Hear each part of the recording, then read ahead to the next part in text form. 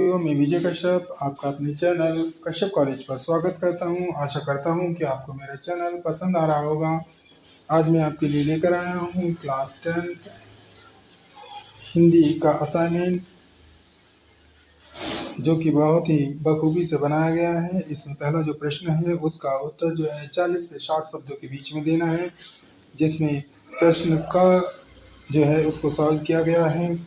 इसमें बताया गया है, क्वेश्चन जो दिया गया है वह है बीती विभावरी जागरी कविता में प्राकृतिक सौंदर्य का सुंदर चित्रण, उसके संदर्भ में आप अपने दैनिक जीवन में क्या परिवर्तन करना चाहते हैं। तो इसका उत्तर बहुत ही सुंदर ढंग से यहाँ पर सॉल्व किया गया है, जिसमें ये बताया है कि बीती विभावरी जागरी कविता कवि जयशंकर प्रसाद जी द्वारा लिखित है। इसमें कवि ने बहुत ही सुंदर तरीके से प्रकृति की सुंदरता का वर्णन किया है। मैं भी अपने दैनिक जीवन में प्रकृति की सुंदरता को बढ़ाना चाहता हूँ। मैं अपने आसपास साफ सफाई बनाकर रखूँगा, पेड़ पौधे लगाऊंगा, लोगों को प्रकृति के बारे में जागरूक करूँगा, आसपास की प्रकृति की सुंदरता को बढ़ाने के लिए एक सेवा संस्था भी खोलूँगा, जो कि प्रकृति की सुंदरता को बढ़ाने में पूर्ण रूप से वचनबद्ध होगी। इसी के साथ ही दूसरा जो प्रश्न है वह है कि भारत की बहादुर बेटियां पाठ के संदर्भ में महिला सशक्तिकरण पर टिप्पणी लिखी। तो इसके उत्तर में आपको जो लिखना है वह है कि भारत की बहादुर बेटियां पाठ में महिला सशक्तिकरण, भारत की बहादुर बेटियां पाठ में महिला सशक्तिकरण को लेखक ने बहुत ही बखूबी से परिभाषित किया है कि इससे महिला शक्तिशाली बनती हैं, जिससे वह अपने दैनिक जीवन, या हम ये कह सकते हैं कि जिससे कि वे अपने जीवन से जुड़े सभी फैसले खुद या स्वयं ले सकती हैं और परिवार और समाज में अच्छे से रह सकती हैं। समाज में उनके वास्तविक अधिकारों को प्राप्त करने के लिए उन्हें सक्षम बनाना महिला सशक्तिकरण है। यह एक ऐसी ताकत है, यह एक ऐसी ताकत है जो समाज और देश में बहुत कुछ बदल सके। हमारे देश में जब महिलाओं ने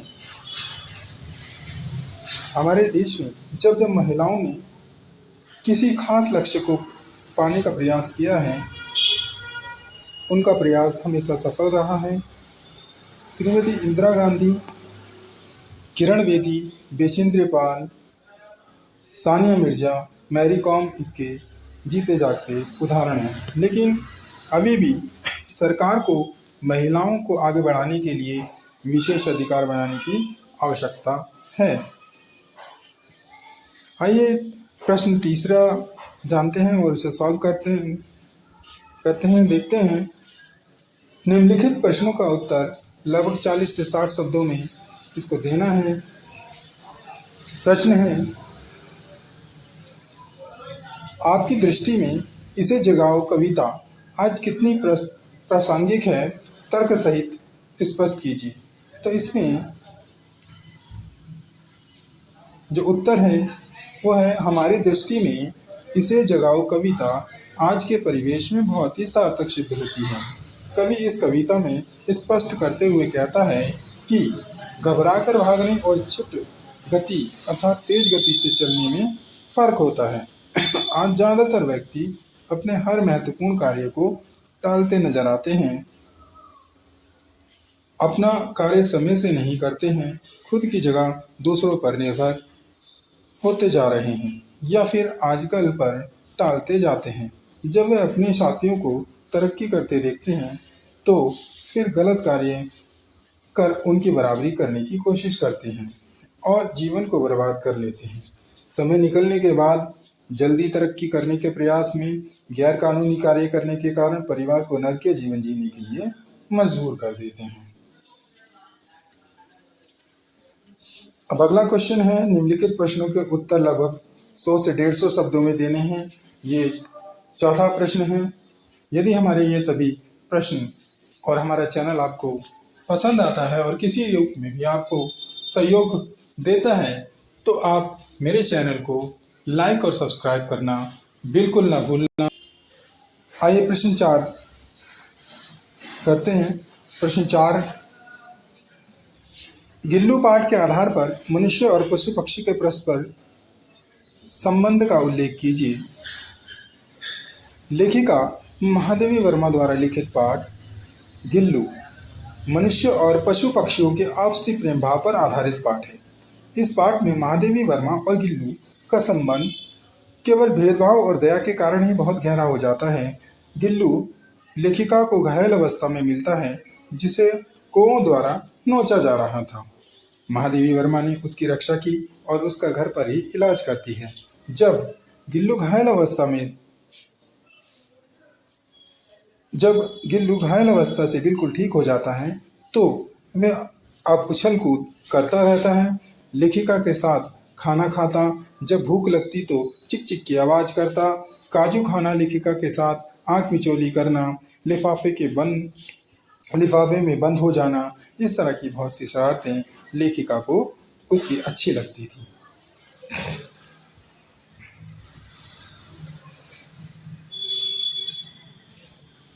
जहाँ तक मनुष्य और पशु पक्षियों के संबंध का सवाल है, आज लोगों द्वारा इनको पाला जाता है, इनकी भली भांति देखरेख की जाती है, बीमार हो जाने पर चिकित्सक से उनका इलाज कराया जाता है, अच्छा पौष्टिक खाना दिया जाता है, इनके लिए ट्रेनर रखे जाते हैं। जैसे महादेवी वर्मा का गिल्लू के प्रति लगाव और प्यार था, इसी प्रकार बहुत से परिवार और लोग भी इनको परिवार के सदस्य की तरह रखते हैं और समझते हैं। उनका पशु और पक्षी के प्रति बहुत लगाव और प्यार होता है।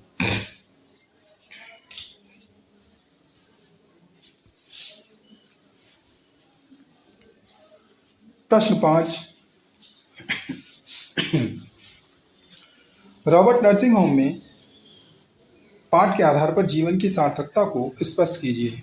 आपके जीवन के लिए क्या अधिक महत्वपूर्ण है? तर्क सहित उत्तर लिखिए।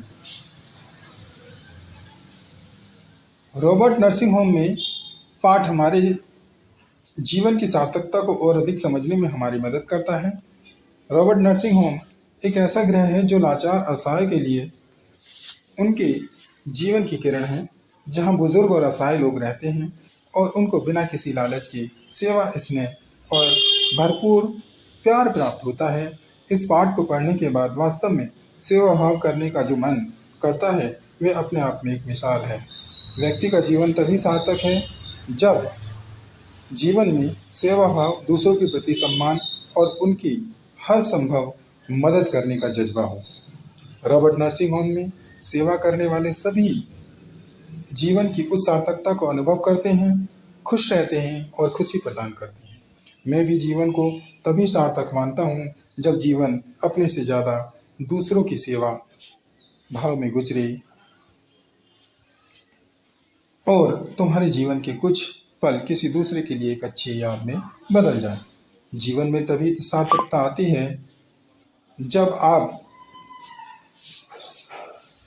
बिना किसी लालच के दूसरे के जीवन में खुशी के पल देने में सफल होते हो, सामाजिक जीवन को जीते हो, समाज के प्रति सेवा भावना रखते हो, सभी का सम्मान करते हो।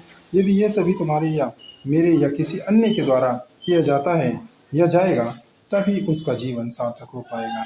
यदि आप सामर्थ्य हो किसी के मदद करने में, तो उसकी मदद आपके जीवन को सार्थकता प्रदान करती है और मेरे जीवन के लिए ये बहुत अधिक महत्वपूर्ण है।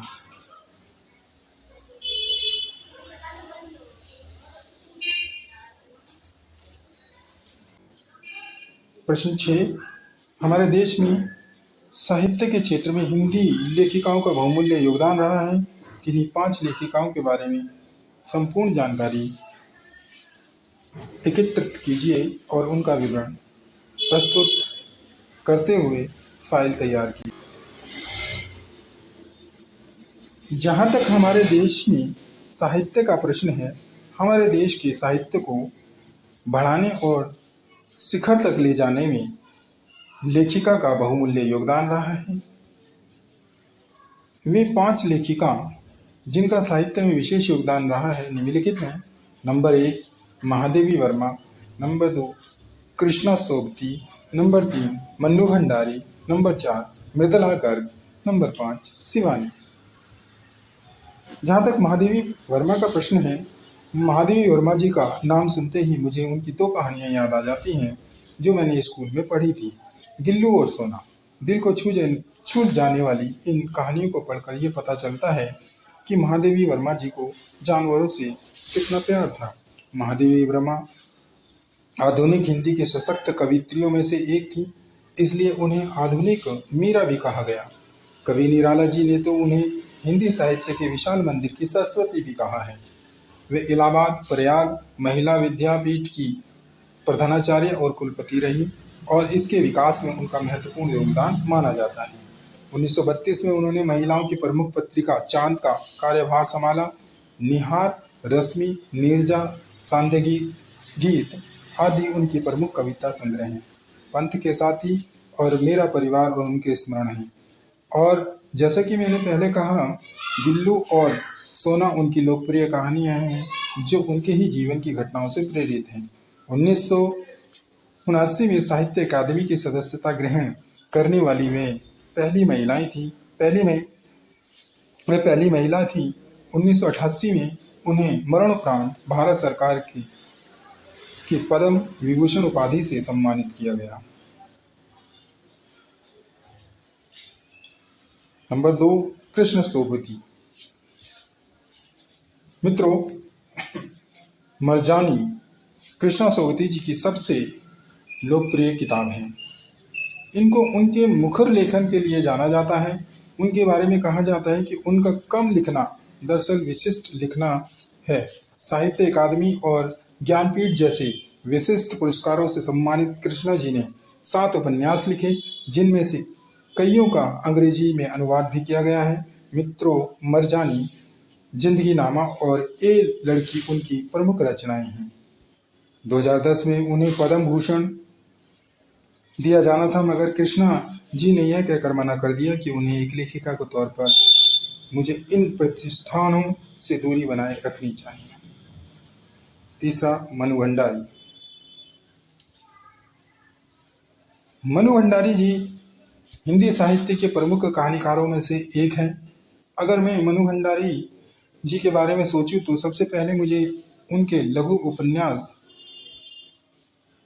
स्वामी की याद आती है, जो मेरी पसंदीदा किताबों में से एक है। स्वामी दरअसल शरत चंद्र चट्टोपाध्याय जी की इस नाम के लघु उपन्यास का रूपांतरण है। कई वर्षों तक दिल्ली के मिरांडा हाउस में अध्यापिका रही। इन्हें हिंदी अकादमी, दिल्ली के शिखर सम्मान, व्यास सम्मान जैसे कई अन्य पुरस्कारों से नवाजा गया। आपका बंटी और महाभोज उनकी सबसे सफल और चर्चित उपन्यास हैं। अपने पति और प्रख्यात लेखक श्री राजेंद्र यादव के साथ मिलकर उन्होंने 1 इंच मुस्कान लिखी है, जो एक दुखद प्रेम कथा है। साथ ही उनकी लिखी है यही सच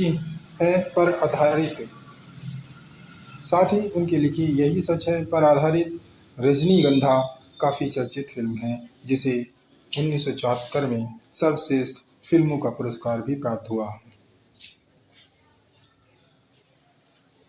मृदुला गर्ग जी हिंदी साहित्य की सबसे सफल और लोकप्रिय लेखिकाओं में से एक हैं। उन्होंने 3 साल तक दिल्ली विश्वविद्यालय में अध्यापन भी किया है। उनके उपन्यास और कहानियों का कई भाषाओं में अनुवाद किया गया है। चितकोबरा, कंठगुलाब, मैं, मिलजुल मन, टुकड़ा टुकड़ा आदमी कहानी संग्रह हैं। उनके हिस्से की धूप, छत पर दस्तक कहानी संग्रह आदि उनकी प्रसिद्ध रचनाएं हैं। 1988 में उन्हें हिंदी अकादमी द्वारा साहित्यकार सम्मान दिया गया।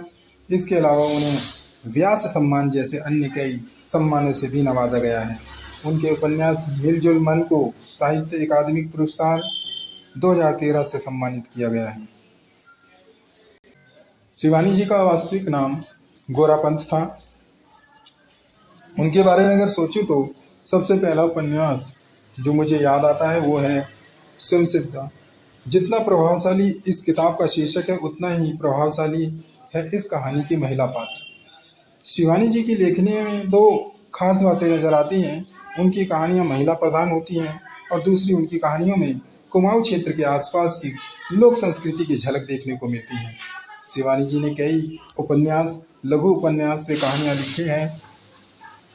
कृष्णकली, 14 फेरे, अतीत, चल खुशरो घर अपने, सुरंगमा, मायापुरी, केंजा आदि उनकी प्रमुख रचनाएं हैं। प्रसिद्ध लेखिका और पत्रकार मृगला पांडे जी उनकी पुत्री हैं। हिंदी साहित्य में उनके योगदान के लिए 1982 में शिवानी जी को पद्मश्री के सम्मान से अलंकृत किया गया।